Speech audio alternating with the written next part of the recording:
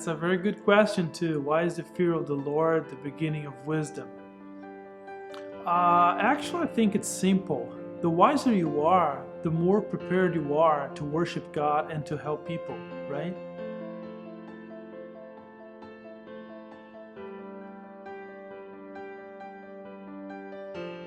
What do worshiping God and helping people have to do with fearing God? Well, we'll see that in a minute.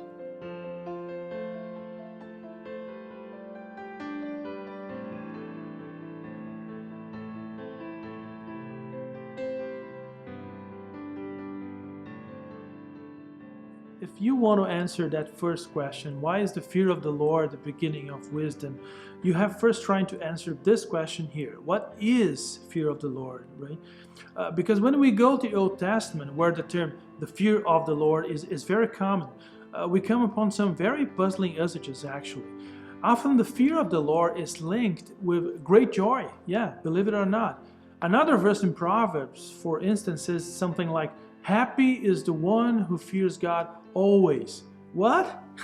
How can someone who is constantly in fear be filled with happiness, be filled with blessings? I think that's because fear is an abstract concept, but the Hebrew word translated as fear, here in this case, yarach, have a more concrete definition behind it.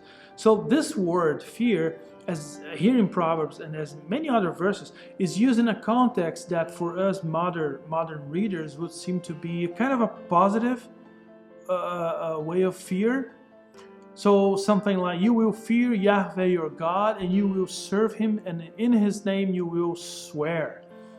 But the thing is that the Hebrew word for fear does not have different meanings, right? It doesn't mean both panic, terror, and reverence. No, this assumption is made with many Hebrew words. Yeah, I know that, but this is caused by an understanding of the Hebrew vocabulary from a Hebraic perspective. That's why each Hebrew word has only one meaning. So let's see. The literal concrete meaning of yarach here is a flowing of the gut, which can be applied both to fear or reverence, right?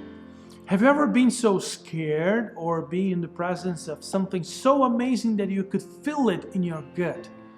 Well, this feeling is the meaning of this word.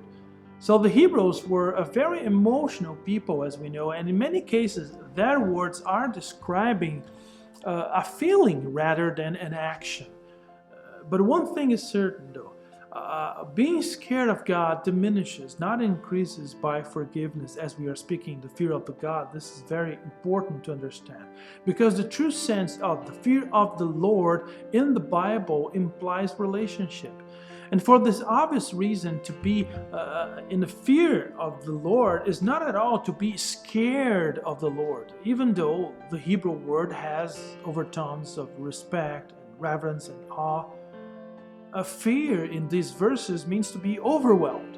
That's the meaning. To fear the Lord is to be overwhelmed with wonder before the greatness of God and His love.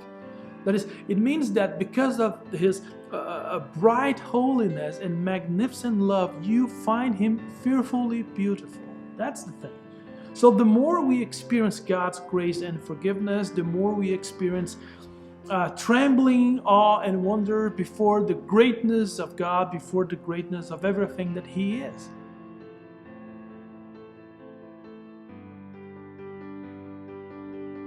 Fearing God, who is our good Father, means bowing before Him out of amazement at His glory and His beauty. So what is it that most motivates and moves you? That's a very good question too. Is it the desire for success? Or is it the pursuit of some achievement?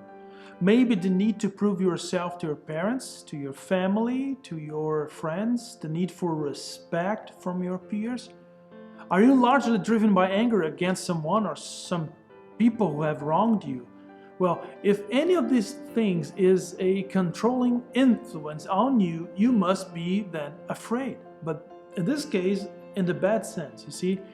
If any of these things is greater than your perception of God's love for you, you will not be in a position to help others unselfishly.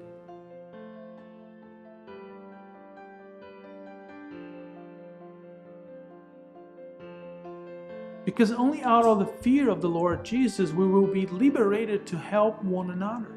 And helping people is probably one of the best ways of getting encouragement for our lives day to day. Why? Well, we'll see that in the next video, right?